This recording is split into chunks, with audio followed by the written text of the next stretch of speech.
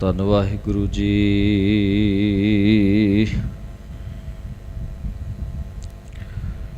ਮੈਂ ਮੂਰਖ ਕੀ ਕੇਤਕ ਬਾਤ ਹੈ,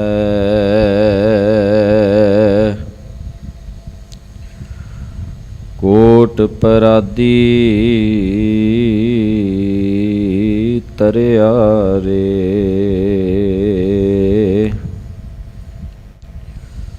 ਗੁਰ ਨਾਨਕ ਜਿਨ ਸੁਣਿਆ ਪੇਖਿਆ, ਸੇ ਫਿਰ ਭਾਸ ਨਾ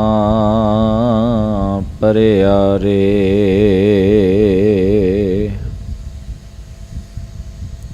ਦਰਸ਼ਨ ਪਿਆਸੀ ਦਿਨਸ ਰਾਤ, ਚਿਤਵੋਂ ਅਨ ਦਿਨ ਨੀਤ।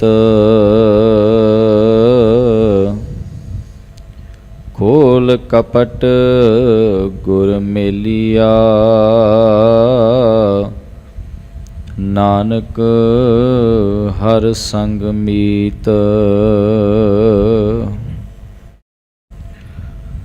ਪਰਮ ਸਤਿਕਾਰਯੋਗ ਗੁਰੂ ਪਿਆਰੀ ਸਤ ਸੰਗਤ ਜੀ, ਭਾਗਾਂ ਵਾਲੇ ਹੋ। ਧੰਨ ਧੰਨ ਸ਼੍ਰੀ ਗੁਰੂ ਤੇਗ ਬਹਾਦਰ ਮਹਾਰਾਜ, ਤਿਨਾਂ ਦੇ ਪਾਵਨ ਇਤਿਹਾਸਿਕ ਸਥਾਨ ਤੇ ਬੈਠ ਕੇ ਧੰਨ ਧੰਨ ਸ਼੍ਰੀ ਗੁਰੂ ਗ੍ਰੰਥ ਸਾਹਿਬ ਮਹਾਰਾਜ, ਤਿਨਾਂ ਦੀ ਪਾਵਨ ਗੋਦ ਦਾ ਆਨੰਦ ਮਾਣ ਰਹੇ ਹੋ। ਬੜੇ ਪਿਆਰ ਨਾਲ ਆਪ ਜੀ ਮੇਰੇ ਤੋਂ ਪਹਿਲਾਂ ਸਤਿਗੁਰਾਂ ਦੀ ਪਾਵਨ ਬਾਣੀ ਆਸਾ ਕੀ ਵਾਰ ਦਾ ਕੀਰਤਨ ਸਤਿਕਾਰਯੋਗ ਰਾਗੀ ਸਿੰਘਾਂ ਦੇ ਪਾਸੋਂ ਸ਼ਰਵਣ ਕਰ ਰਹੇ ਸੀ। ਸਮਾਂ ਹੈ ਗੁਰਬਾਣੀ ਦੀਆਂ ਲੜੀਵਾਰ ਵਿਚਾਰਾਂ ਦਾ। ਬੜੇ ਪਿਆਰ ਨਾਲ ਵਿਚਾਰ ਅਧੀਨ ਸ਼ਲੋਕ ਆਪ ਜੀ ਨੇ ਸਤਿਕਾਰਯੋਗ ਭਾਈ ਸਾਹਿਬ ਜੀ ਦੇ ਪਾਸੋਂ ਸ਼ਰਵਣ ਕੀਤਾ ਹੈ। ਉਸ ਦੀਆਂ ਵਿਚਾਰਾਂ ਆਰੰਭ ਕਰਨ ਤੋਂ ਪਹਿਲਾਂ ਕਲਗੀਧਰ ਪਾਤਸ਼ਾਹ ਸਰਬੰਸ ਦਾਨੀ ਧੰਨ ਧੰਨ ਸ਼੍ਰੀ ਗੁਰੂ ਗੋਬਿੰਦ ਸਿੰਘ ਮਹਾਰਾਜ, ਤਿਨਾਂ ਵੱਲੋਂ ਬਖਸ਼ਿਸ਼ ਕੀਤੀ ਹੋਈ ਫਤਿਹ ਬੜੇ ਪਿਆਰ ਨਾਲ ਸਾਂਝੀ ਕਰੋ ਜੀ। ਸਾਰੇ ਆਖੋ ਵਾਹਿਗੁਰੂ ਜੀ ਕਾ ਖਾਲਸਾ, ਵਾਹਿਗੁਰੂ ਜੀ ਕੀ ਫਤਿਹ। ਗੌੜੀ ਕੀ ਵਾਰ ਲੜੀਵਾਰ ਗੁਰਬਾਣੀ ਵਿਚਾਰ ਦੇ ਵਿੱਚ ਚੱਲ ਰਹੀ ਹੈ, ਜਿਸ ਦੀਆਂ ਆਪ ਜੀ ਨੇ 10 ਪੌੜੀਆਂ ਅਤੇ ਨਾਲ ਲੱਗਦੇ ਸ਼ਲੋਕਾਂ ਦੀ ਵਿਚਾਰ ਆਪ ਜੀ ਨੇ ਸ਼ਰਵਣ ਕੀਤੀ ਹੈ। ਨਿਤਾ ਪ੍ਰਤੀ ਆਪ ਜੀ ਵੱਖ ਵੱਖ ਬੁਲਾਰਿਆਂ ਪਾਸੋਂ, ਵਿਦਵਾਨਾਂ ਪਾਸੋਂ ਗੁਰਬਾਣੀ ਦੀ ਵਿਚਾਰ ਸ਼ਰਵਣ ਕਰਦੇ ਹੋ। 11 ਨੰਬਰ ਪੌੜੀ ਦਾ ਪਹਿਲਾ ਸ਼ਲੋਕ ਧੰਨ ਸ਼੍ਰੀ ਗੁਰੂ ਰਾਮਦਾਸ ਮਹਾਰਾਜ ਸੋਢੀ ਸੁਲਤਾਨ ਪਾਤਸ਼ਾਹ, ਤਿਨਾਂ ਦੇ ਮੁਖਾਰ ਬਿੰਦ ਤੋਂ ਉਚਾਰਨ ਕੀਤਾ ਹੋਇਆ ਹੈ। ਸ਼੍ਰੀ ਗੁਰੂ ਗ੍ਰੰਥ ਸਾਹਿਬ ਮਹਾਰਾਜ ਜੀ ਦੇ ਪਾਵਨ ਅੰਕ ਨੰਬਰ 305 ਉੱਤੇ ਸੁਭਾਇਮਾਨ ਹੈ।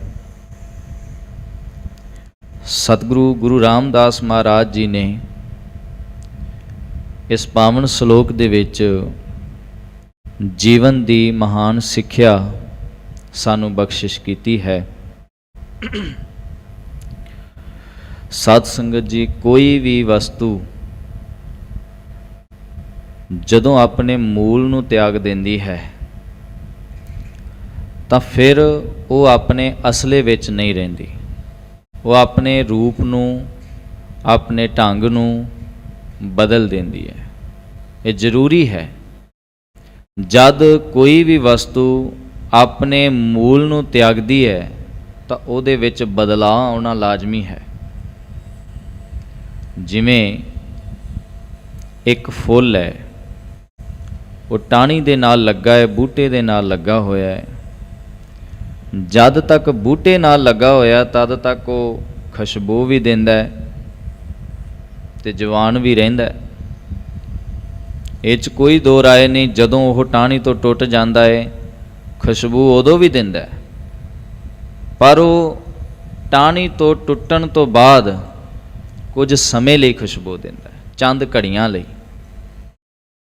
ਜਿਹੜਾ ਫੁੱਲ ਟਾਹਣੀ ਨਾਲ ਲੱਗਾ ਹੋਇਆ ਸੀ, ਜਿਹਨੂੰ ਵੇਖਣ ਵਾਸਤੇ ਲੋਕ ਦੂਰੋਂ ਦਰੇਡਿਆਂ ਤੋਂ ਆਉਂਦੇ ਸੀ, ਅੱਜ ਜਦੋਂ ਉਹ ਟਾਹਣੀ ਤੋਂ ਟੁੱਟ ਗਿਆ, ਕੁਝ ਸਮੇਂ ਤੱਕ ਤਾਂ ਉਹ ਸਾਰਿਆਂ ਨੂੰ ਚੰਗਾ ਲੱਗਿਆ, ਪਰ ਕੁਝ ਸਮੇਂ ਬਾਅਦ ਉਹੀ ਫੁੱਲ ਡਸਟਬਿਨ ਦਾ ਸ਼ਿੰਗਾਰ ਬਣ ਜਾਂਦਾ ਹੈ। ਕਿਉਂ ਬਣਿਆ? ਕਿਉਂਕਿ ਉਹ ਆਪਣੇ ਅਸਲੇ ਤੋਂ, ਆਪਣੇ ਮੂਲ ਤੋਂ ਟੁੱਟ ਗਿਆ, ਥਿੜਕ ਗਿਆ। ਮੂਲ ਦੇ ਨਾਲ ਜੁੜ ਕੇ ਰਹਿਣ ਵਾਲਾ ਹਮੇਸ਼ਾ ਜਿਉਂਦਾ ਰਹਿੰਦਾ ਹੈ। ਗੁਰੂ ਨਾਨਕ ਸਾਹਿਬ ਮਹਾਰਾਜ ਜੀ ਨੇ ਬਾਣੀ ਦੇ ਵਿੱਚ ਇੱਕ ਕਮਾਲ ਦੀ ਉਦਾਹਰਣ ਦਿੱਤੀ ਹੈ। ਪਾਤਸ਼ਾਹ ਗੁਰਬਾਣੀ ਵਿੱਚ ਕਹਿੰਦੇ ਨੇ, ਇੱਕ ਔਰਤ ਨੇ ਆਪਣੇ ਘਰ ਵਿੱਚ ਕਣਕ ਨੂੰ ਪੀਸਿਆ। ਕਹਿੰਦੇ ਪੁਰਾਣੇ ਸਮਿਆਂ ਦੇ ਵਿੱਚ ਚੱਕੀਆਂ ਘਰ ਦੇ ਵਿੱਚ ਹੁੰਦੀਆਂ ਸਨ। ਅੱਜ ਕੱਲ੍ਹ ਤਾਂ ਹੋ ਸਕਦਾ ਸਾਨੂੰ ਚੱਕੀ ਦਾ ਹੀ ਨਾ ਪਤਾ ਹੋਵੇ ਹੁੰਦਾ ਕੀ ਹੈ। ਅੱਜ ਦੇ ਨੌਜਵਾਨਾਂ ਨੂੰ, ਕਿਉਂਕਿ ਅੱਜ ਕੱਲ੍ਹ ਸਾਰਾ ਕੁਝ ਰੈਡੀਮੇਡ ਮਿਲਣ ਲੱਗ ਗਿਆ, ਤਾਂ ਪੁਰਾਣੇ ਵਾਲਾ ਸਮਾਂ ਜਿਹੜਾ ਹੈ ਉਹ ਖੁੰਝ ਗਿਆ। ਬਜ਼ੁਰਗ ਬੈਠੇ ਨੇ, ਇਹਨਾਂ ਨੂੰ ਪਤਾ ਹੋਏਗਾ ਕਿ ਪਹਿਲਾਂ ਅਸੀਂ ਕਣਕ ਨੂੰ ਧੋ ਕੇ, ਸੁਕਾ ਕੇ, ਫਿਰ ਚੱਕੀ 'ਤੇ ਲੈ ਕੇ ਜਾਂਦੇ ਸੀ, ਉਹਦਾ ਆਟਾ ਪਿਸਾ ਕੇ ਲਿਆਉਂਦੇ ਸੀ, ਫਿਰ ਜਾ ਕੇ ਕਿਤੇ ਰੋਟੀ ਪੱਕਦੀ ਸੀ। ਅੱਜ ਕੱਲ੍ਹ ਇੰਨਾ ਕੁਝ ਕਰਨ ਦੀ ਜ਼ਰੂਰਤ ਨਹੀਂ। ਦੁਕਾਨ ਤੋਂ ਜਾਓ, ਪੀਸਿਆ ਹੋਇਆ ਆਟਾ ਤੁਹਾਨੂੰ ਮਿਲ ਜਾਏਗਾ, ਪੈਕਟਾਂ ਦੇ ਵਿੱਚ ਬੰਦ। ਉਸ ਤੋਂ ਵੀ ਥੋੜ੍ਹਾ ਜਿਹਾ ਪਹਿਲੇ ਸਮੇਂ ਵਿੱਚ ਚਲੇ ਜਾਈਏ ਤਾਂ ਪਹਿਲਾਂ ਚੱਕੀਆਂ 'ਤੇ ਜਾਣ ਦੀ ਜ਼ਰੂਰਤ ਨਹੀਂ ਸੀ ਹੁੰਦੀ, ਘਰ ਦੇ ਵਿੱਚ ਹੀ ਚੱਕੀਆਂ ਹੁੰਦੀਆਂ ਸੀ। ਦੋ ਪੱਥਰ ਦੇ ਟੁਕੜੇ ਆਪਸ ਵਿੱਚ ਮਿਲਾ ਕੇ, ਜਿਹੜਾ ਥੱਲੇ ਵਾਲਾ ਪੱਥਰ ਦਾ ਟੁਕੜਾ ਹੁੰਦਾ ਸੀ ਉਹ ਪਲੇਨ ਹੁੰਦਾ ਸੀ, ਤੇ ਉਹਦੇ ਵਿੱਚ ਦੀ ਇੱਕ ਡੰਡਾ ਗੱਡਿਆ ਹੁੰਦਾ ਸੀ। ਜਿਹੜਾ ਉੱਪਰੋਂ ਇੱਕ ਪੱਥਰ ਰੱਖਿਆ ਜਾਂਦਾ ਸੀ, ਉਹਦੇ ਮੇਨ ਵਿਚਕਾਰ ਇੱਕ ਹੋਲ ਕੀਤਾ ਜਾਂਦਾ ਸੀ, ਉਸ ਨੂੰ ਡੰਡੇ ਵਿੱਚ ਦੀ ਪਾ ਕੇ ਦੋਵਾਂ ਪੁੜਾਂ ਨੂੰ ਜੋੜ ਦਿੱਤਾ ਜਾਂਦਾ ਸੀ। ਗੁਰਬਾਣੀ ਨੇ ਇਹ ਉਦਾਹਰਣ ਦਿੱਤੀ ਹੈ, ਗੁਰੂ ਨਾਨਕ ਸਾਹਿਬ ਪਾਤਸ਼ਾਹ ਨੇ। ਗੁਰੂ ਨਾਨਕ ਸਾਹਿਬ ਮਹਾਰਾਜ ਕਹਿੰਦੇ ਨੇ, ਦੋਏ ਪੁੜ ਚੱਕੀ ਜੋੜ ਕੇ ਪੀਸਣ ਜਾਏ ਬਹਿਠ। ਦੋਵਾਂ ਪੁੜਾਂ ਨੂੰ ਜੋੜ ਕੇ ਕਣਕ ਨੂੰ ਪੀਸਣ ਲੱਗੇ। ਕਮਾਲ ਦੀ ਗੱਲ ਹੈ, ਕਹਿੰਦੇ ਜੋ ਦਰ ਰਹੇ ਸੋ ਉਭਰੈ, ਨਾਨਕ ਅਜਬ ਡਿਠ। ਇਹ ਕਮਾਲ ਦੀ ਗੱਲ ਹੈ, ਜਿਹੜੇ ਤਾਂ ਉਸ ਡੰਡੇ ਦੇ ਨਾਲ ਜੁੜੇ ਰਹਿ ਗਏ, ਲੱਗੇ ਰਹਿ ਗਏ, ਉਹ ਬਚ ਗਏ। ਜਿਨ੍ਹਾਂ ਨੇ ਵੀ ਉਸ ਡੰਡੇ ਨੂੰ ਤਿਆਗਿਆ, ਉਸ ਡੰਡੇ ਤੋਂ ਦੂਰ ਹੋਏ, ਉਹ ਸਾਰੇ ਦੇ ਸਾਰੇ ਪੀਸੇ ਗਏ। ਇਹ ਉਦਾਹਰਣ ਗੁਰੂ ਨਾਨਕ ਸਾਹਿਬ ਮਹਾਰਾਜ ਜੀ ਨੇ ਬਾਣੀ ਵਿੱਚ ਬਖਸ਼ੀ। ਕਹਿਣ ਤੋਂ ਭਾਵ, ਆਪਣੇ ਮੂਲ ਨੂੰ ਤਿਆਗਣ ਤੋਂ ਬਾਅਦ ਹਰ ਕੋਈ ਆਪਣਾ ਅਸਲਾ ਤਿਆਗ ਦਿੰਦਾ ਹੈ। ਜਦੋਂ ਗੁਰੂ ਦੇ ਕੋਲ ਅਸੀਂ ਹਾਂ, ਗੁਰੂ ਦੇ ਨਾਲ ਜੁੜੇ ਹਾਂ, ਤਦ ਅਸੀਂ ਸੋਹਣੇ ਸੁਚੱਜੇ ਹਾਂ, ਗੁਣਵਾਨ ਹਾਂ। ਜਦ ਹੀ ਗੁਰੂ ਤੋਂ ਟੁੱਟੇ, ਉਸੇ ਟਾਈਮ ਦੁਨਿਆਵੀ ਕਾਰਜਾਂ ਨੇ, ਮਾਇਆ ਨੇ ਸਾਨੂੰ ਆਪਣੇ ਵਿੱਚ ਪੀਸ ਲਿਆ। ਗੁਰਬਾਣੀ ਦੇ ਵਿੱਚ ਸਤਿਗੁਰੂ ਮਹਾਰਾਜ ਜੀ ਨੇ ਵਾਰ-ਵਾਰ ਇੱਕ ਗੱਲ ਕਹੀ ਕਿ ਤੂੰ ਆਪਣੇ ਮੂਲ ਦੇ ਨਾਲ ਜੁੜਿਆ ਰਹਿ। ਮਨ, ਤੂੰ ਜੋਤ ਸਰੂਪ ਹੈ, ਆਪਣਾ ਮੂਲ ਪਛਾਣ। ਹੇ ਮਨ, ਤੂੰ ਉਸ ਅਕਾਲ ਪੁਰਖ ਦੀ ਜੋਤ ਹੈ, ਤੂੰ ਉਸ ਮੂਲ ਦੀ ਅੰਸ਼ ਹੈ। ਤੂੰ ਆਪਣੇ ਅਸਲੇ ਨੂੰ ਪਛਾਣ ਤੇ ਉਹਦੇ ਨਾਲ ਜੁੜ ਕੇ ਰਹਿ। ਮਤਾ ਸੋਚ ਕਿ ਉਹ ਤੇਰੇ ਤੋਂ ਕਿਤੇ ਦੂਰ ਹੈ। ਮਨ, ਹਰ ਜੀ ਤੇਰੇ ਨਾਲ ਹੈ। ਹਰ ਜੀ ਹੈ ਅਕਾਲ ਪੁਰਖ ਹਮੇਸ਼ਾ ਤੇਰੇ ਨਾਲ ਹੈ, ਤੇਰੇ ਅੰਗ ਸੰਗ ਹੈ। ਤੇ ਜਦੋਂ ਅੰਗ ਸੰਗ ਦੀ ਗੱਲ ਕੀਤੀ ਨਾ ਤੇ ਰਵਿਦਾਸ ਮਹਾਰਾਜ ਜੀ ਕਹਿੰਦੇ ਨੇ, ਕਿਸੇ ਨੇ ਪੁੱਛ ਲਿਆ ਵੀ ਰੱਬ ਦੂਰ ਹੈ। ਮਹਾਰਾਜ ਰਵਿਦਾਸ ਪਾਤਸ਼ਾਹ ਭਗਤ ਜੀ ਕਹਿੰਦੇ ਨੇ, ਕਹਿੰਦੇ ਨਹੀਂ, ਰੱਬ ਨੇੜੇ ਹੈ। ਪੁੱਛਿਆ ਕਿੰਨੀ ਕੁ ਨੇੜੇ ਹੈ? ਰਵਿਦਾਸ ਭਗਤ ਜੀ ਕਹਿੰਦੇ ਨੇ, ਕਹਿੰਦੇ ਹੱਥ ਤੋਂ ਵੀ ਨੇੜੇ ਉਹ ਰੱਬ ਹੈ। ਹੱਥ ਵੀ ਦੂਰ ਹੈ ਸਾਡੇ ਤੋਂ, ਹੱਥ ਦੀ ਵੀ ਦੂਰੀ ਸਾਡੇ ਤੋਂ ਦੂਰ ਹੈ, ਰੱਬ ਹੱਥ ਤੋਂ ਵੀ ਨੇੜੇ ਹੈ। ਕਮਾਲ ਦੀ ਗੱਲ, ਇਹ ਗੱਲ ਗੁਰੂ ਸਾਹਿਬ ਜੀ ਨੇ ਸਾਰੀ ਦੁਨੀਆ ਨੂੰ ਦੇਖ ਕੇ ਹੀ ਕਹੀ ਹੋਏਗੀ। ਫਰੀਦ ਸਾਹਿਬ ਜੀ ਨੇ ਜਦ ਆਸੇ-ਪਾਸੇ ਦੁਨੀਆ ਨੂੰ ਦੇਖਿਆ, ਰੱਬ ਨੂੰ ਲੱਭਣ ਵਾਸਤੇ ਲੋਕ ਜੰਗਲਾਂ ਨੂੰ ਤੁਰ ਪਏ, ਰੱਬ ਨੂੰ ਲੱਭਣ ਵਾਸਤੇ ਲੋਕ ਤਪ ਸਾਧਨ ਲੱਗ ਗਏ, ਦੂਰ ਦੁਰੇਡੇ ਘਰ-ਬਾਰ ਤਿਆਗ ਕੇ ਤੁਰ ਪਏ। ਪੁੱਛਿਆ ਕਿਸੇ ਨੇ ਕੀ ਲੈਣ ਚੱਲੇ ਆ? ਜਵਾਬ ਦਿੱਤਾ, ਜੀ ਰੱਬ ਨੂੰ ਮਿਲਣ ਚੱਲੇ ਆ, ਰੱਬ ਨੂੰ ਲੱਭਣ ਚੱਲੇ ਆ। ਫਰੀਦ ਸਾਹਿਬ ਜੀ ਨੇ ਆਪਣੀ ਬਾਣੀ ਦੇ ਵਿੱਚ ਸ਼ਲੋਕ ਦਰਜ ਕਰ ਦਿੱਤਾ, ਕਹਿੰਦੇ ਫਰੀਦਾ ਜੰਗਲ ਜੰਗਲ ਕਿਆ ਭਵੈ, ਵਣ ਕੰਡਾ ਮੋੜੈ। ਤੂੰ ਜੰਗਲਾਂ ਦੇ ਵਿੱਚ ਕੀ ਲੈਣ ਜਾ ਰਿਹਾ? ਰੱਬ ਨੂੰ ਲੱਭਣ ਜਾ ਰਿਹਾ? ਨਹੀਂ ਮਿਲਣਾ। ਕਿਉਂ? ਕਿਉਂਕਿ ਵਸੀ ਰੱਬ ਹਿਆਲੀ ਹੈ, ਜੰਗਲ ਕਿਆ ਢੂੰਡੈ। ਉਹ ਤਾਂ ਤੇਰੇ ਅੰਦਰ ਵਸਦਾ, ਹਿਰਦੇ ਵਿੱਚ ਵਸ ਰਿਹਾ ਹੈ ਰੱਬ, ਜੰਗਲਾਂ ਦੇ ਵਿੱਚ ਥੋੜ੍ਹੀ ਮਿਲਣਾ ਹੈ। ਰੱਬ ਜਦੋਂ ਅਸੀਂ ਉਸ ਦੀ ਅਵਸਥਾ ਤੱਕ ਪਹੁੰਚਦੇ ਹਾਂ, ਜਦੋਂ ਆਪਣੇ ਗੁਣਾਂ ਨੂੰ, ਆਪਣੇ ਫਰਜ਼ਾਂ ਨੂੰ ਪਛਾਣ ਲੈਂਦੇ ਹਾਂ, ਉਦੋਂ ਰੱਬ ਦੀ ਅਵਸਥਾ ਤੱਕ ਪਹੁੰਚਿਆ ਜਾਂਦਾ ਹੈ। ਘਰ ਬੈਠਿਆਂ ਹੀ ਕੰਮਾਂ ਕਾਰਾਂ ਦੇ ਵਿੱਚ ਰਹਿੰਦੇ ਹਾਂ, ਐਵੇਂ ਥੋੜ੍ਹੀ ਗੁਰੂ ਨਾਨਕ ਸਾਹਿਬ ਪਾਤਸ਼ਾਹ ਨੇ ਕਹਿ ਦਿੱਤਾ, ਅੰਜਨ ਮਾਹੇ ਨਿਰੰਜਨ ਰਹੀਐ, ਜੋਗ ਜੁਗਤ ਇਮ ਪਾਈਐ। ਇਸ ਸੰਸਾਰ ਸਮੁੰਦਰ ਦੇ ਵਿੱਚ ਰਹਿੰਦਿਆਂ, ਕਾਰਜਾਂ ਵਿੱਚ ਰਹਿੰਦਿਆਂ, ਉਸ ਅਕਾਲ ਪੁਰਖ ਦੇ ਗੁਣਾਂ ਨੂੰ ਆਪਣੀ ਜ਼ਿੰਦਗੀ ਦੇ ਵਿੱਚ ਧਾਰਨ ਕਰਨਾ, ਇਹ ਹੀ ਅਸਲ ਵਿੱਚ ਤੇਰਾ ਟੀਚਾ ਹੈ। ਗੁਰੂ ਪਿਆਰਿਓ, ਜਦੋਂ ਕੋਈ ਬੰਦਾ ਸੰਗਮਰਮਰ ਦੇ ਵਿੱਚ ਬੈਠਾ ਹੋਵੇ, ਸਾਫ਼ ਸੁਥਰੀ ਜਗ੍ਹਾ ਦੇ ਵਿੱਚ ਬੈਠਾ ਹੋਵੇ, ਉਹਨੂੰ ਕੱਪੜੇ ਗੰਦੇ ਕਰਨ ਦਾ ਕੋਈ ਡਰ ਨਹੀਂ ਰਹਿੰਦਾ। ਉਹਨੂੰ ਥੋੜ੍ਹੀ ਡਰ ਹੈ ਕੋਈ ਮੇਰੇ ਗੰਦਾ ਹੋ ਜਾਏਗਾ, ਕੋਈ ਕੱਪੜਾ ਮੈਲਾ ਹੋ ਜਾਏਗਾ। ਉਹ ਤਾਂ ਭਾਵੇਂ ਇੱਕ ਕੱਪੜੇ ਨੂੰ ਮਹੀਨਾ ਨਾ ਲਾਵੇ ਤਾਂ ਵੀ ਉਹਦਾ ਗੰਦਾ ਨਹੀਂ ਹੁੰਦਾ ਕੱਪੜਾ। ਪਰ ਗੱਲ ਤਾਂ ਬਣਦੀ ਹੈ ਜਦ ਆਸੇ-ਪਾਸੇ ਗੰਦਗੀ ਹੋਵੇ, ਉਸ ਗੰਦਗੀ ਦੇ ਵਿੱਚੋਂ ਬਚਾ ਕੇ ਨਿਕਲ ਕੇ ਬੰਦਾ ਆਵੇ, ਆਪਣੇ ਕੱਪੜੇ ਨੂੰ ਸਾਫ਼ ਰੱਖੇ। ਗੁਰੂ ਸਾਹਿਬ ਜੀ ਕਹਿੰਦੇ ਤਾਂ ਇਹ ਅਸਲ ਵਿੱਚ ਤੇਰੀ ਜ਼ਿੰਦਗੀ ਦਾ ਟੀਚਾ ਹੈ ਕਿ ਆਸੇ-ਪਾਸੇ ਤੇਰੇ ਗੰਦ ਹੈ, ਇਹ ਸੰਸਾਰ ਹੈ, ਸਾਗਰ ਹੈ, ਚਿੱਕੜ ਹੈ। ਇਸ ਮਾਇਆ ਰੂਪੀ ਸੰਸਾਰ ਸਾਗਰ ਚਿੱਕੜ ਤੋਂ ਤੂੰ ਕਮਲ ਦੇ ਵਾਂਗ ਬਚ ਕੇ ਨਿਕਲਣਾ ਹੈ। ਅੰਜਨ ਮਾਹੇ ਨਿਰੰਜਨ ਰਹੀ ਹੈ, ਜੋਗ ਜੁਗ ਤੇ ਪਾਈਏ। ਜਿਹੜਾ ਇਸ ਤਰ੍ਹਾਂ ਬਚ ਜਾਏਗਾ ਮਾਇਆ ਦੀ ਕਾਲਖ ਤੋਂ, ਸਤਿਗੁਰੂ ਜੀ ਕਹਿੰਦੇ ਉਹ ਉਸ ਪਰਮਾਤਮਾ ਨੂੰ ਪ੍ਰਾਪਤ ਕਰ ਲੈਂਦਾ, ਉਹਦੀ ਅਵਸਥਾ ਪਰਮਾਤਮਾ ਦੇ ਬਰਾਬਰ ਹੋ ਜਾਂਦੀ। ਸਤਿਗੁਰੂ ਪਾਤਸ਼ਾਹ ਜੀ ਨੇ ਕਿਹਾ, ਕਹਿੰਦੇ ਜਦੋਂ ਹੀ ਉਸ ਆਪਣੇ ਮੂਲ ਨੂੰ ਤਿਆਗਿਆ ਤਾਂ ਮਨ ਦੇ ਵਿੱਚ, ਮਨ ਨੂੰ ਵਿਕਾਰਾਂ ਨੇ ਘੇਰ ਲਿਆ। ਜਿੱਦਾਂ ਕੋਈ ਕਿਸ਼ਤੀ ਲੈ ਕੇ ਸਮੁੰਦਰ ਦੇ ਵਿੱਚ ਜਾਂਦਾ ਹੈ ਨਾ, ਤਾਂ ਉਹਦੇ ਕੋਲ ਦੋ ਜਗ੍ਹਾਵਾਂ ਨੇ, ਜਿਨ੍ਹਾਂ ਦੇ ਵਿੱਚੋਂ ਇੱਕ ਜਗ੍ਹਾ ਉਹਨੂੰ ਚੁਣਨੀ ਹੀ ਪਏਗੀ। ਜਾਂ ਤਾਂ ਸੱਜੇ ਪਾਸੇ ਵਾਲਾ ਕਿਨਾਰਾ ਚੁਣੇਗਾ ਜਾਂ ਖੱਬੇ ਪਾਸੇ ਵਾਲਾ ਕਿਨਾਰਾ ਚੁਣੇਗਾ। ਇੱਕ ਬੰਨਾ, ਇੱਕ ਕਿਨਾਰਾ ਉਸ ਨੂੰ ਲੈਣਾ ਹੀ ਪਏਗਾ। ਸਮੁੰਦਰ ਵਿੱਚ ਕਿੰਨਾ ਕੁ ਟਾਈਮ ਰਹਿ ਸਕਦਾ ਹੈ? ਇਸੇ ਤਰ੍ਹਾਂ ਇਨਸਾਨ ਹੈ, ਇਹਦੇ ਅੱਗੇ ਵੀ ਦੋ ਅਵਸਥਾਵਾਂ ਆ ਜਾਂਦੀਆਂ ਨੇ, ਇੱਕ ਗੁਰੂ ਵਾਲੀ, ਇੱਕ ਵਿਕਾਰਾਂ ਵਾਲੀ। ਗੁਰੂ ਵਾਲੀ ਅਵਸਥਾ ਇਹਨੂੰ ਧਾਰਨ ਕਰਨੀ ਪੈਂਦੀ ਹੈ, ਗੁਰੂ ਕੋਲ ਆਉਣਾ ਪੈਂਦਾ ਹੈ, ਗੁਰੂ ਦੀ ਗੱਲ ਮੰਨਣੀ ਪੈਂਦੀ ਹੈ, ਗੁਰੂ ਦੀ ਵਿਚਾਰ ਸੁਣਨੀ ਪੈਂਦੀ ਹੈ, ਗੁਰੂ ਦੀ ਵਿਚਾਰ ਨੂੰ ਆਪਣੀ ਜ਼ਿੰਦਗੀ ਦਾ ਆਧਾਰ ਬਣਾਉਣਾ ਪੈਂਦਾ, ਫਿਰ ਜਾ ਕੇ ਗੁਰੂ ਵਾਲਾ ਬਣਦਾ ਹੈ। ਪਰ ਜਿਸ ਦਿਨ ਇਹਨੇ ਗੁਰੂ ਵਾਲੇ ਵਿਚਾਰ ਨੂੰ ਛੱਡਿਆ ਤਾਂ ਮਾਇਆ ਦੀ ਵਿਚਾਰ ਨੂੰ ਸਿੱਖਣ ਦੀ ਜ਼ਰੂਰਤ ਨਹੀਂ ਪੈਣੀ, ਔਗਣਾਂ ਨੂੰ ਸਿੱਖਣ ਦੀ ਜ਼ਰੂਰਤ ਨਹੀਂ ਪੈਣੀ। ਤੁਸੀਂ ਕਈ ਵਾਰ ਦੇਖਿਆ ਹੋਵੇਗਾ, ਕਿਸਾਨ ਆਪਣੀ ਖੇਤੀ ਜਦੋਂ ਕਰਦਾ ਹੈ ਤਾਂ ਉਸ ਜ਼ਮੀਨ ਦੇ ਵਿੱਚ ਸਿਰਫ ਬੀਜ ਬੀਜਦਾ ਹੈ। ਕਾਹਦਾ? ਕਣਕ ਦਾ ਵਿੱਤਰ ਹੈ ਤਾਂ ਕਣਕ ਦਾ ਬੀਜ ਬੀਜਦਾ ਹੈ, ਨਰਮੇ ਦਾ ਹੈ ਤਾਂ ਨਰਮੇ ਦਾ ਬੀਜ ਬੀਜੇਗਾ, ਝੋਨੇ ਦਾ ਹੈ ਤਾਂ ਝੋਨਾ ਬੀਜਦਾ ਹੈ। ਉਹ ਸਿਰਫ ਚੰਗੀ ਚੀਜ਼ ਬੀਜਦਾ ਜਿਹੜੀ ਉੱਗ ਕੇ ਉਸ ਨੂੰ ਕੋਈ ਫਲ ਦਿੰਦੀ ਹੈ। ਪਰ ਤੁਸੀਂ ਆਮ ਹੀ ਦੇਖਿਆ ਹੋਵੇਗਾ, ਕਣਕ ਦੀ ਫਸਲ ਦੇ ਨਾਲ ਨਦੀਨ ਆਪਣੇ ਆਪ ਹੀ ਆ ਜਾਂਦੇ ਨੇ, ਉਹ ਪੈਦਾ ਕਰਨ ਦੀ ਜ਼ਰੂਰਤ ਨਹੀਂ ਪੈਂਦੀ, ਸਗੋਂ ਨਦੀਨਾਂ ਨੂੰ ਕੱਢਿਆ ਜਾਂਦਾ ਹੈ। ਗੁਣ ਪੈਦਾ ਕਰਨੇ ਪੈਂਦੇ ਨੇ, ਗੁਣਾਂ ਨੂੰ ਸਿੱਖਿਆ ਜਾਂਦਾ ਹੈ।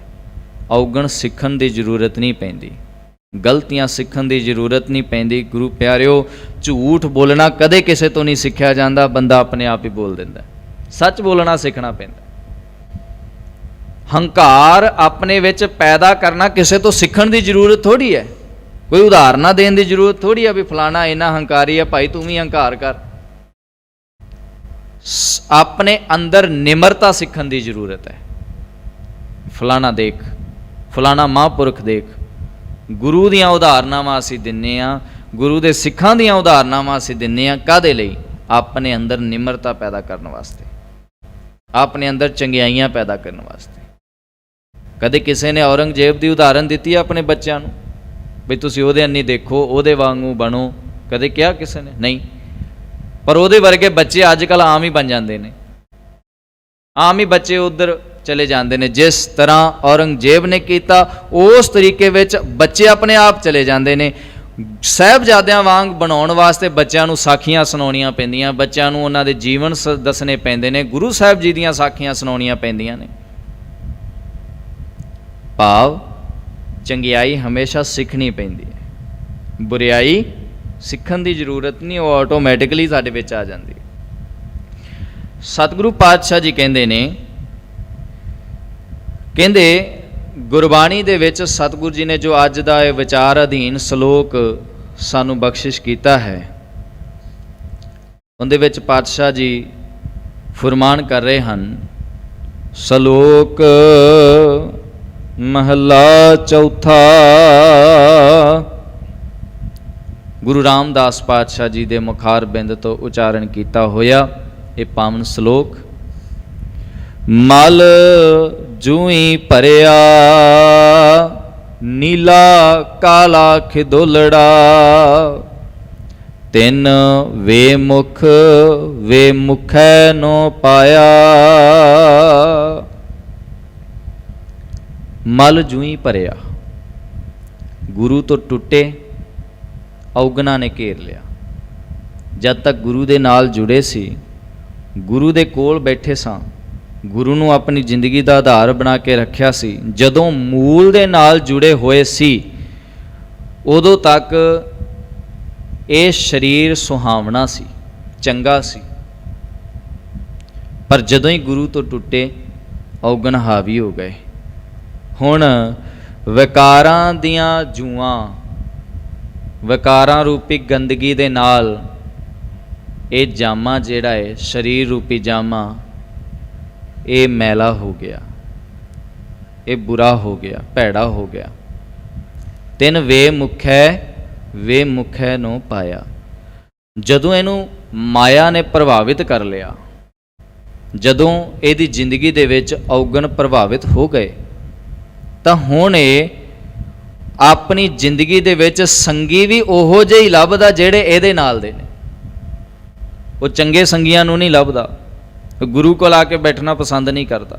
ਬਾਣੀ ਦੇ ਵਿੱਚ ਕਿਹਾ ਨਾ, ਸਤਿਗੁਰੂ ਜੀ ਬਾਣੀ ਦੇ ਵਿੱਚ ਫਰਮਾਉਂਦੇ ਨੇ, ਕਹਿੰਦੇ ਜਿਹੜਾ ਬੰਦਾ ਗੁਰੂ ਤੋਂ ਟੁੱਟਿਆ ਹੈ ਨਾ, ਕੂੜਿਆਰ ਹੈ, ਉਹਦੀ ਗੁਰੂ ਦੇ ਕੋਲ ਆ ਕੇ ਨਿਭਦੀ ਨਹੀਂ, ਉਹ ਗੁਰੂ ਕੋਲ ਬੈਠਣਾ ਹੀ ਪਸੰਦ ਨਹੀਂ ਕਰਦਾ।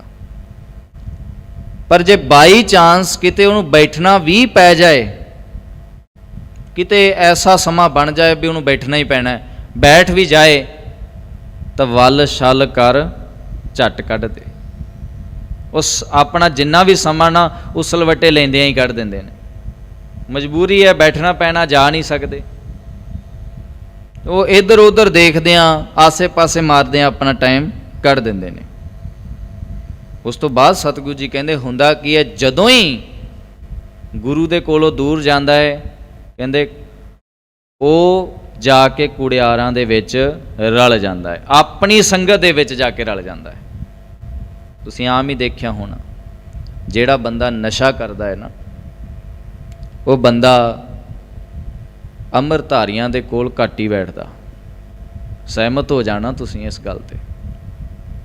ਤੁਸੀਂ ਵਿਆਹ ਸ਼ਾਦੀ ਦੇਖ ਲਓ, ਵਿਆਹਾਂ ਸ਼ਾਦੀਆਂ ਦੇ ਵਿੱਚ ਜਿਹੜੇ ਬੰਦਿਆਂ ਦਾ ਪੀਣ ਖਾਣ ਦਾ ਕੰਮ ਹੁੰਦਾ ਹੈ ਨਾ, ਨਸ਼ਾ ਕਰਨ ਵਾਲੇ ਜਿਹੜੇ ਹੁੰਦੇ ਨੇ, ਤੇ ਉਸੇ ਵਿਆਹ ਦੇ ਵਿੱਚ ਇੱਕ ਅੱਧਾ ਕੋਈ ਅੰਮ੍ਰਿਤਧਾਰੀ ਸਿੱਖ ਪਹੁੰਚ ਜਾਏ, ਉਹਦੇ ਕੋਲ ਬਹੁਤ ਘੱਟ ਬੈਠਦੇ ਨੇ, ਉਹਨੂੰ ਸਤਿ ਸ੍ਰੀ ਅਕਾਲ ਕਰਕੇ ਪਾਸੇ ਹੋ ਜਾਂਦੇ ਨੇ। ਕਿਉਂ?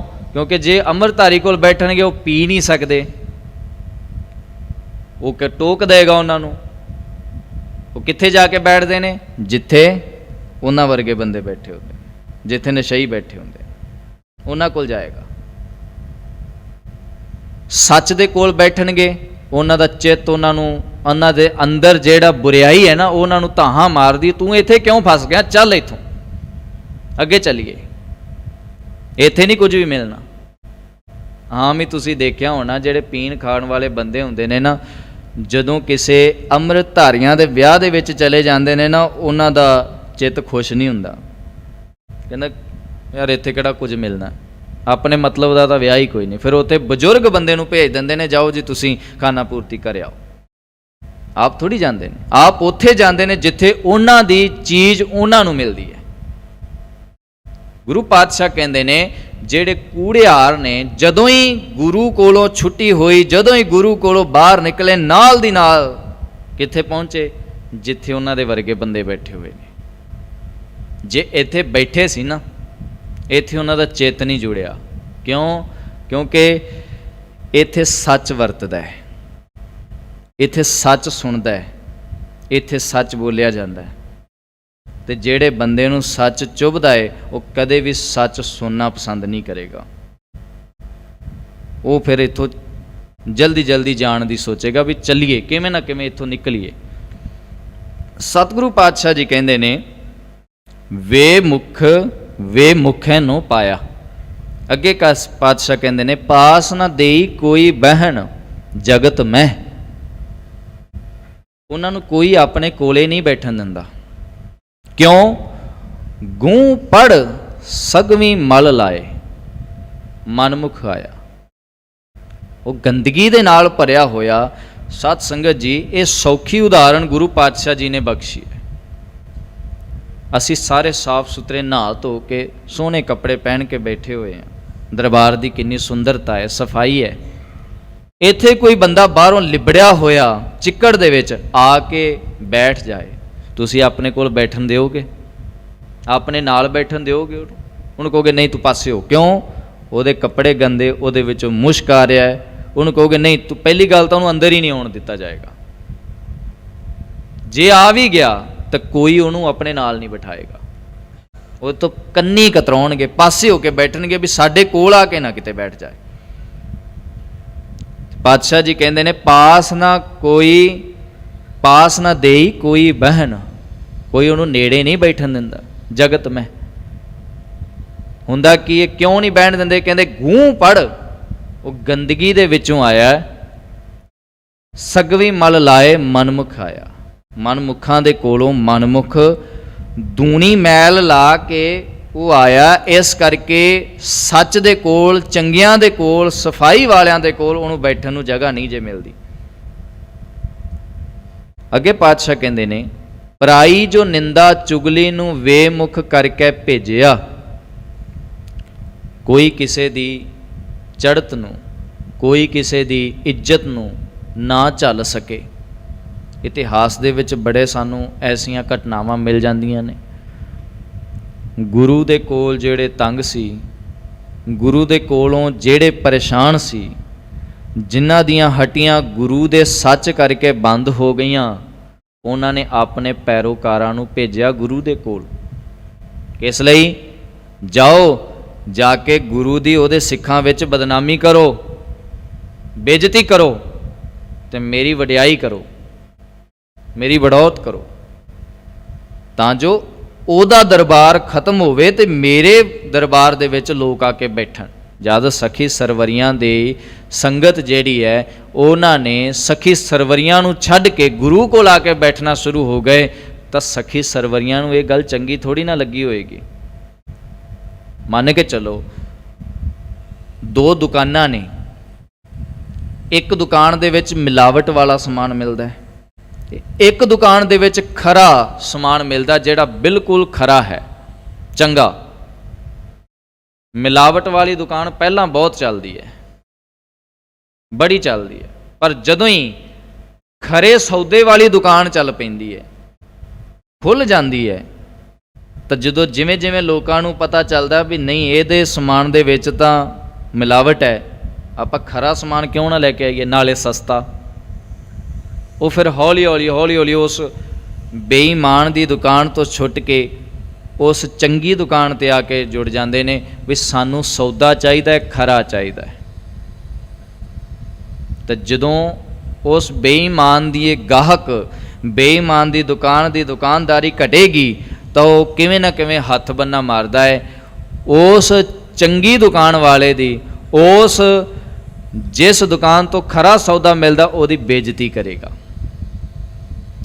ਉਹਦੇ ਪ੍ਰਤੀ ਲੋਕਾਂ ਨੂੰ ਭੜਕਾਏਗਾ, ਨਹੀਂ ਉਹ ਝੂਠ ਬੋਲਦਾ, ਤੁਹਾਨੂੰ ਉਹਦਾ ਸੌਦਾ ਬਿਲਕੁਲ ਬੇਕਾਰ ਆ, ਮੇਰਾ ਸੌਦਾ ਖਰਾ ਹੈ।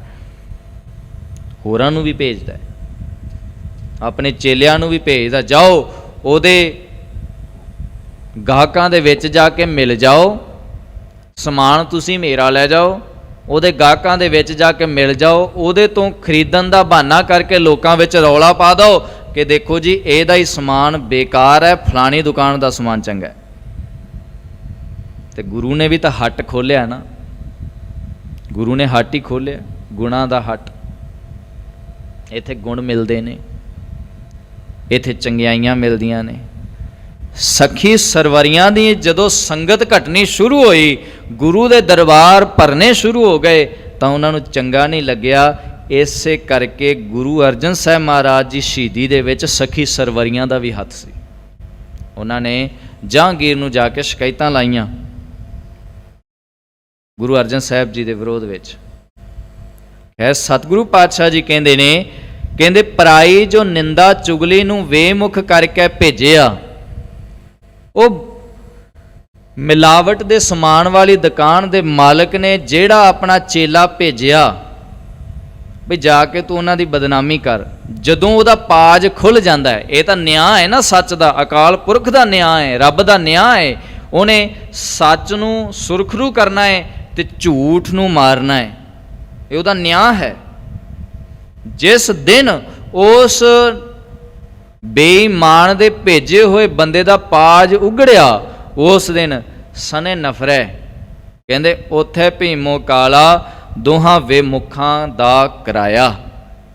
ਚੇਲੇ ਨੂੰ ਤਾਂ ਪੈਣੀਆਂ ਹੀ ਪੈਣੀਆਂ ਸੀ, ਚੇਲੇ ਦੀ ਤਾਂ ਬੇਇੱਜ਼ਤੀ ਹੋਣੀ ਸੀ। ਜਦੋਂ ਉਹਨੇ ਨਾਮ ਲੈ ਦਿੱਤਾ ਤੇ ਉਹਦੇ ਮਾਲਿਕ ਦੀ ਵੀ ਨਾਲ ਹੀ ਹੋਈ,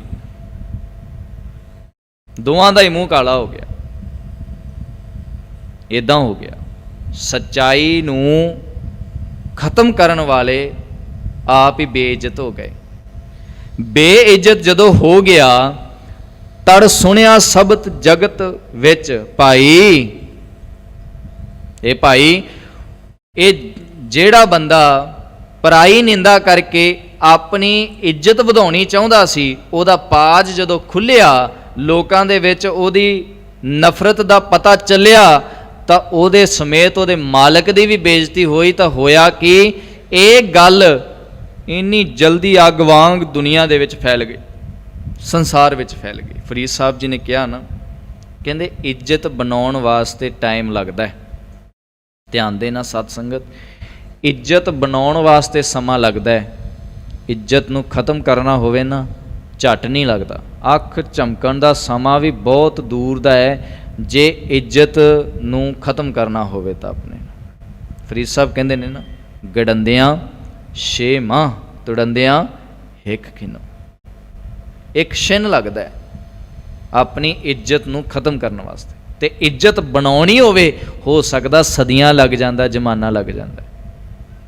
ਕਈ ਵਾਰ ਬੰਦੇ ਆਪਣੇ ਬਜ਼ੁਰਗਾਂ ਦੀ ਕਮਾਈ ਹੋਈ ਇੱਜ਼ਤ ਦਾ ਹੀ ਖੱਟਿਆ ਖਾਂਦੇ ਨੇ, ਉਹਨਾਂ ਤੋਂ ਕਿੱਥੇ ਪੈਦਾ ਹੁੰਦੀ ਹੈ ਇੱਜ਼ਤ।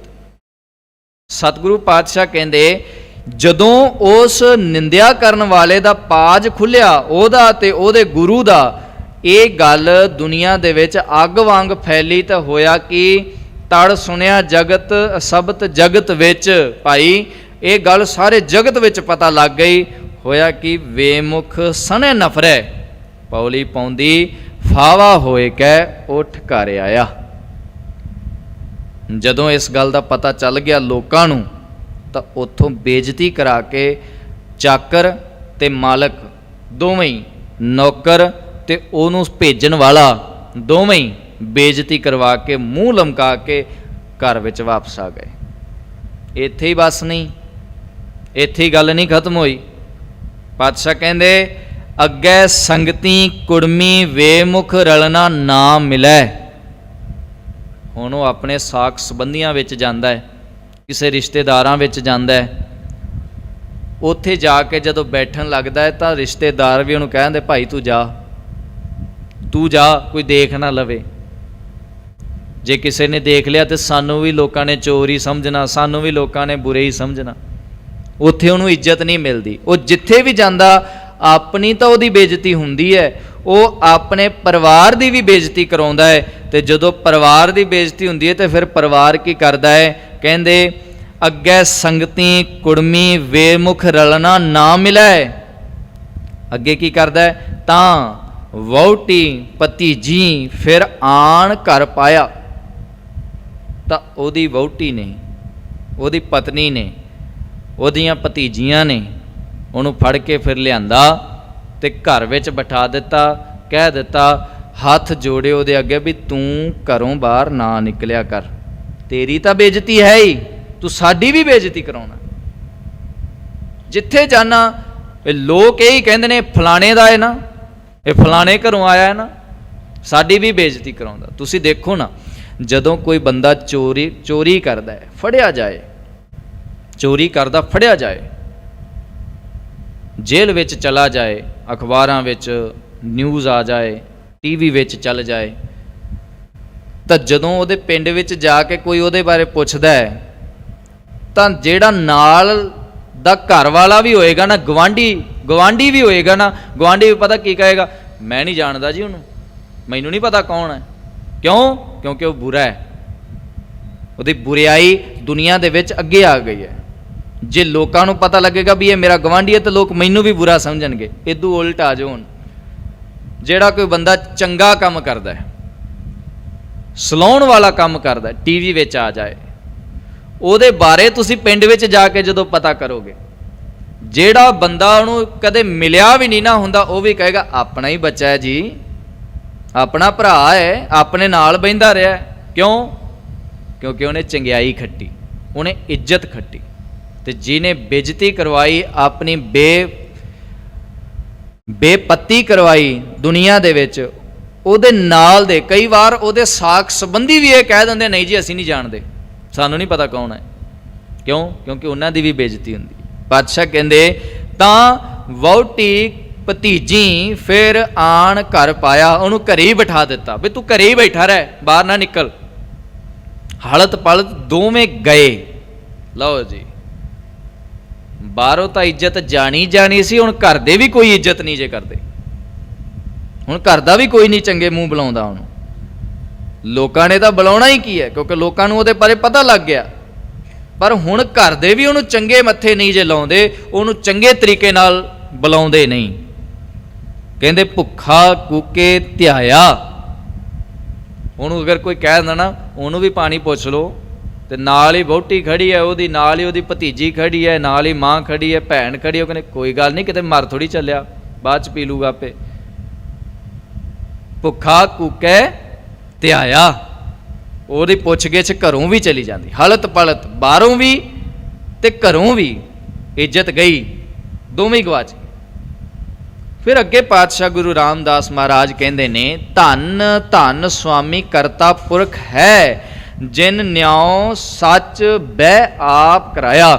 ਧੰਨ ਹੈ ਸੱਚਾ ਸਿਰਜਣਹਾਰ ਅਕਾਲ ਪੁਰਖ, ਧੰਨ ਹੈ ਉਹ ਪਰਮਾਤਮਾ ਜਿਸ ਨੇ ਇਹ ਨਿਆਂ ਆਪ ਕੀਤਾ ਹੈ, ਸੱਚ ਦਾ ਨਿਆਂ ਕੀਤਾ ਹੈ ਕਿ ਬੁਰੇ ਦਾ ਪਾਜ ਖੋਲ੍ਹਿਆ ਹੈ ਤੇ ਸੱਚ ਨੂੰ ਉਗਾਰਿਆ ਹੈ, ਸੱਚ ਨੂੰ ਦੁਨੀਆ ਦੇ ਸਾਹਮਣੇ ਲਿਆਂਦਾ ਹੈ, ਬੁਰੇ ਨੂੰ ਨੀਵਾਂ ਕੀਤਾ ਹੈ।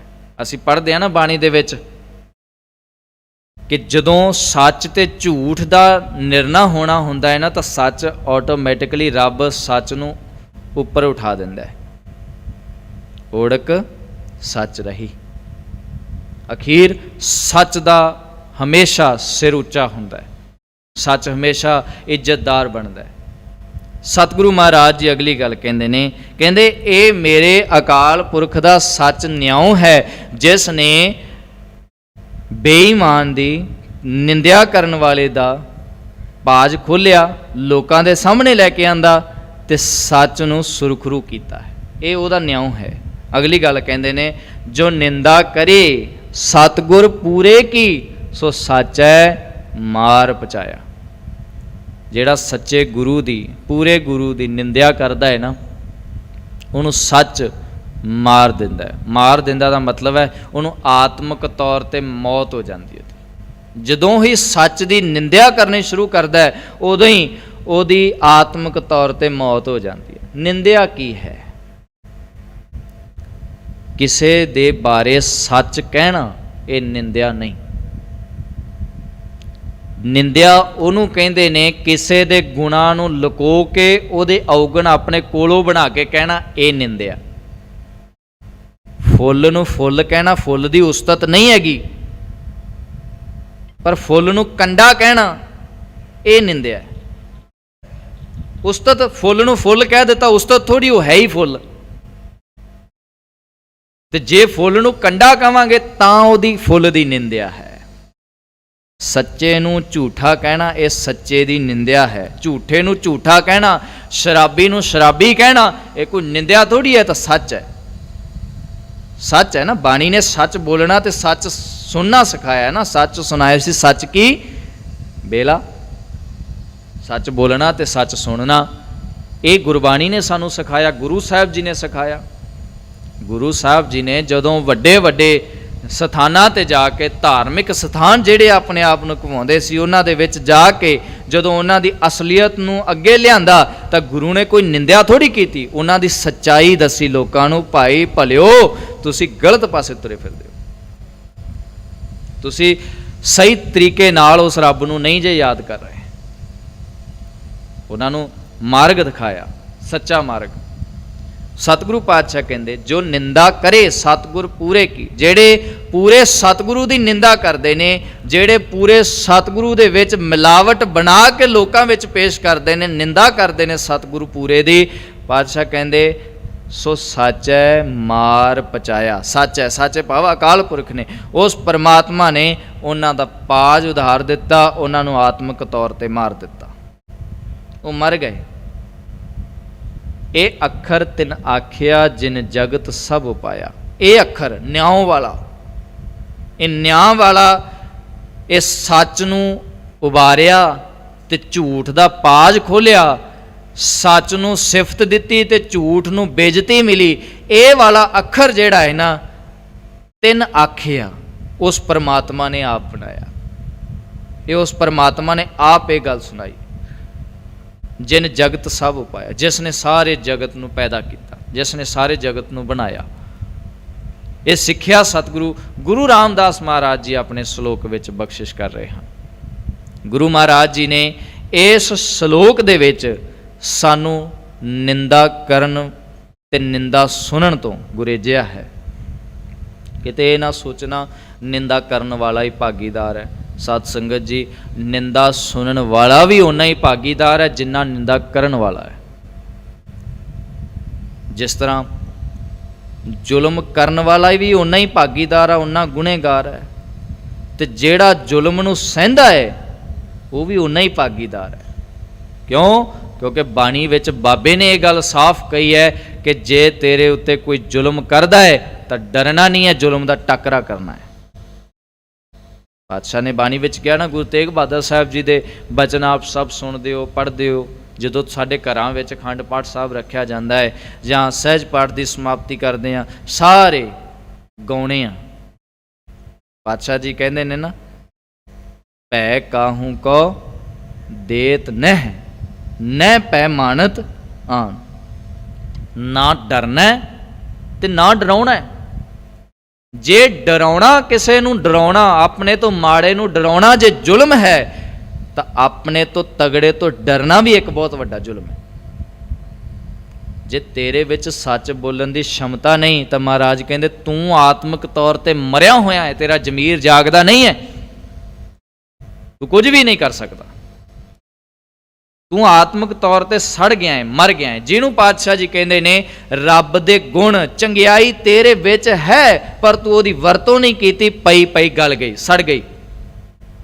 ਜਿਵੇਂ ਬਾਜ਼ਾਰ ਤੋਂ ਅਸੀਂ ਸਬਜ਼ੀ ਲੈ ਕੇ ਆਉਨੇ ਆ, ਉਸ ਸਬਜ਼ੀ ਨੂੰ ਆਪਣੇ ਘਰ ਦੇ ਵਿੱਚ ਰੱਖ ਲੈਂਦੇ ਆ, ਇੱਕ ਦਿਨ ਨਾ ਬਣਾਈਏ ਫ੍ਰਿਜ 'ਚ ਰੱਖ ਦਿੰਦੇ ਆ, 2 ਦਿਨ ਨਾ ਬਣਾਈਏ ਫ੍ਰਿਜ 'ਚ ਰੱਖੀ ਰਹਿੰਦੀ ਹੈ, 3 ਕੁ ਦਿਨ ਤੱਕ ਚੱਲਦੀ, ਮੇਰਾ ਖਿਆਲ 3-4 ਦਿਨ ਬਾਅਦ ਉਹ ਸਬਜ਼ੀ ਬਣਾਉਣ ਲਾਇਕ ਹੁੰਦੀ ਨਹੀਂ ਹੋਏਗੀ, ਖਰਾਬ ਹੋ ਜਾਏਗੀ। ਰੱਬ ਦੇ ਗੁਣ ਚੰਗਿਆਈ ਸਾਡੇ ਅੰਦਰ ਹੈ ਪਰ ਉਸ ਚੰਗਿਆਈ ਨੂੰ, ਉਸ ਗੁਣਾਂ ਨੂੰ ਅਸੀਂ ਆਪਣੀ ਜ਼ਿੰਦਗੀ ਦਾ ਆਧਾਰ ਨਹੀਂ ਬਣਾਇਆ, ਜਿਸ ਕਰਕੇ ਉਹ ਪਏ ਪਏ ਗਲ ਗਏ। ਹਰ ਬਿਸਰਤ ਤੇਰੇ ਗੁਣ ਗਲਿਆ, ਤੇਰੇ ਗੁਣ ਜਿਹੜੇ ਤੇਰੇ ਵਿੱਚ ਸੀ ਨਾ, ਤੇਰੇ ਆਪਣੇ ਸੀਗੇ, ਉਹ ਗੁਣ ਪਏ ਪਏ ਸੜ ਗਏ। ਕਿਉਂ? ਕਿਉਂਕਿ ਤੂੰ ਉਹਨਾਂ ਦੀ ਆਪਣੀ ਜ਼ਿੰਦਗੀ ਦੇ ਵਿੱਚ ਵਰਤੋਂ ਨਹੀਂ ਕੀਤੀ। ਸਤਿਗੁਰੂ ਮਹਾਰਾਜ ਰਹਿਮਤ ਕਰਨ।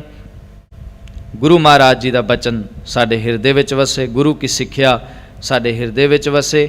ਅਸੀਂ ਗੁਰੂ ਵਾਲੇ ਬਣੀਏ, ਗੁਰੂ ਕੋਲ ਆਈਏ, ਗੁਰੂ ਦੀ ਵਿਚਾਰ ਸੁਣੀਏ, ਗੁਰੂ ਉਪਦੇਸ਼ ਨੂੰ ਆਪਣੀ ਜ਼ਿੰਦਗੀ ਦਾ ਆਧਾਰ ਬਣਾਈਏ।